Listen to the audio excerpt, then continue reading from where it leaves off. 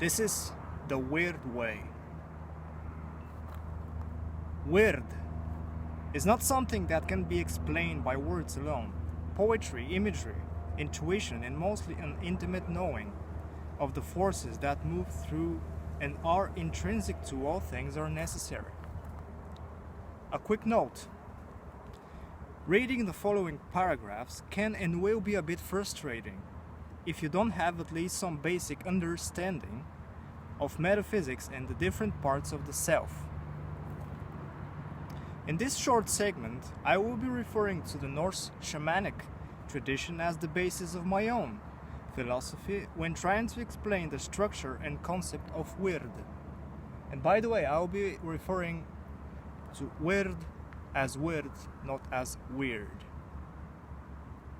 So, be aware that I don't claim to be a shaman or a practitioner of shamanism.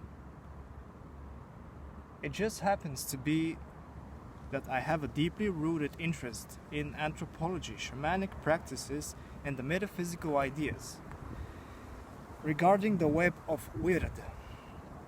With that out of the way, let us begin the spinning of the web. The Norse shaman's life force is central to healing and divination. Life force connects individual human functioning with the pulse of the earth's rhythm and all strands, great and small, that comprise the web of Wyrd.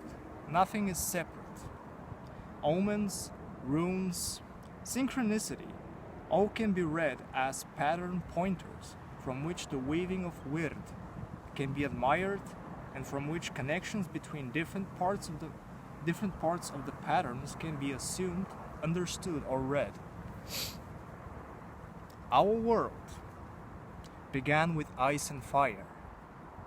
Alone, neither ice nor fire can accomplish anything, but together they create the world, yet must maintain balance, as one force would obliterate the other if out of balance, just as the worlds of Yggdrasil are constantly replenished by the union of ice and fire.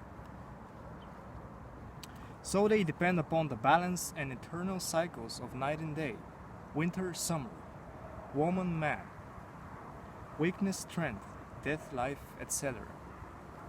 These forces and countless others from the end point of the gigantic web of fibers which cover all the 9 worlds.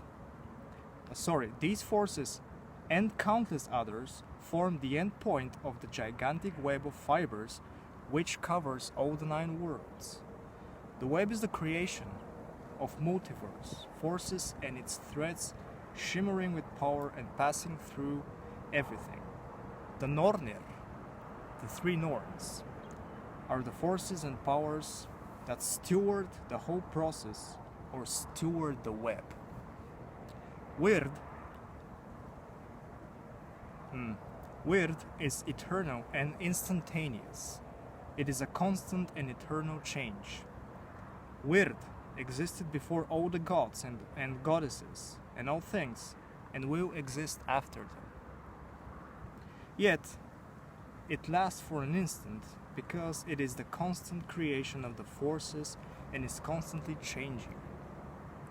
Because it is created in every instant, it is also unchanging like the still center of a whirlpool.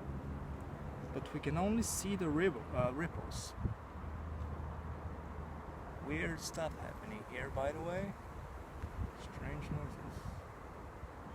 Anyways,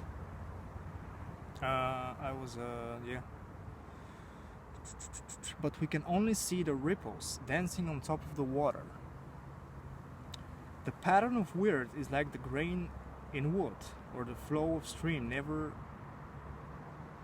repeated in exactly the same way. The threads of Wyrd pass through all things, and we can open ourselves to its patterns by observing. Close attention, paying close attention. This is the art and function of omens. Nothing happens without Wyrd, as it is present in everything, and because it is created in every instant, it is also the happening itself. The threads of Wyrd are a dimension of ourselves. We cannot grasp with words, because they are locked in our souls. Words can only echo the shadows of truth. Our souls are capable of encountering the realities of Wyrd. And now a bit about runes. Runar. Runes are a powerful path. Runes are a powerful path to the mysteries of Wyrd. Each runic character represents a sound, and beginning with each sound is a word of significance. Rune images are like the shifting cloud shapes of Wyrd. The dimensions and formation of each rune can be learned by anyone. But the way in which a set of runes is interpreted in a particular context requires the knowledge of a sorcerer, a shaman, or a 𝗏𝗏, meaning a Norse shamaness or a priestess or a sorceress. They are not to be read like a simple set of sounds or map of words, for the runes have been evolved by the spirit by correlating all the dominant cycles and forces which occur through Midgard. Wyrd is too vast and too complex for us to comprehend, for we are ourselves a part of Wyrd and cannot stand back to observe it as if it were a separate force. So we carve runes. Rista Bjarkrunar, Rista Thursrunar, etc. Or Risti. Anyways. So we carve runes and cast them like nets on the sea of Wyrd. The messages the runes bring back are enough for us to nourish ourselves. As the tides of life carry us, an individual then can adapt to the forces and utilize that power. Each rune is a complete representation of Wyrd, just as one drop of water reflects a perfect image of all that is around. So each rune reflects the totality of Wyrd. The rhythm of Wyrd may be observed at all levels, in stars across the sky, or the cutting of shapes into patch of earth, or the creation of rune staves into wood or stone, meaning 𝗙𝗏𝗏𝗧. And to end this section, I'm going to read a brief quote. Consider the roots of a simple and mundane action. For instance, buying bread for your breakfast. A farmer has grown the grain in a field carved from wilderness by his ancestors. In the ancient city, a miller has ground the flour and a baker prepared the loaf.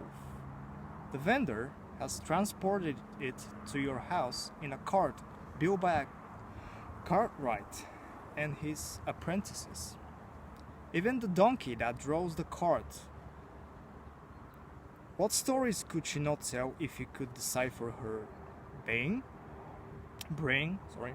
and then you yourself hand over a coin of copper dug from the very heart of the earth. You have risen from a bed of dreams and darkness to stand in the light of the vast and terrifying sun. Are there not 1,000 strands woven together into tapestry of a morning meal?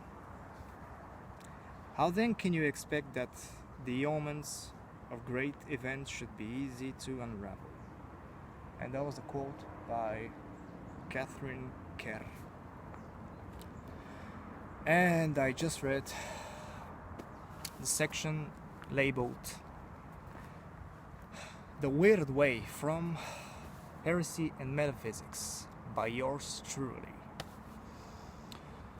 Available on Amazon on this beautiful paperback and hardcover as well. It's full of great information, knowledge, wisdom, and it's well worth your time. I hope you, the reader, the viewer, gets something out of this book, and use it for your own path or journey. Thanks for watching, and yeah, 𝗙𝗿𝗵𝗆, ciao, do svidania, auf Wiedersehen. Until next time, cheers.